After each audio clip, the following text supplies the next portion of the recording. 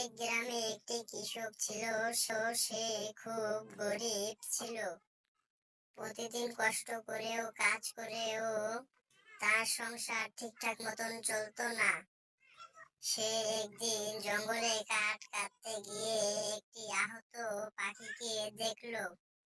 পাখিটি উড়তে পারছিল না। কৃষকটি দয়া করে পাখিটিকে বাড়িতে এনে যত্ন করতে লাগলো। কয়েকদিন পর পাখিটি সুস্থ হয়ে ওঠে এবং কথা বলতে পারে। পাখিটি খুশি হয়ে কৃষককে বলল, তোমার দয়ার পুরস্কার হিসাবে আমি তোমাকে বড়লোক করে দেব। এই বলে পাখি তাকে একটি সোনার বীজ দিল।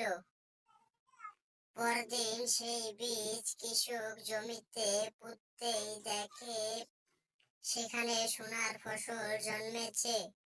আর কৃষক অল্প সময় সে ধনী হয়ে গেল। কিন্তু সে অহংকারী হলো না। সে সেই টাকা দিয়ে গরিবদের সাহায্য করতে লাগলো।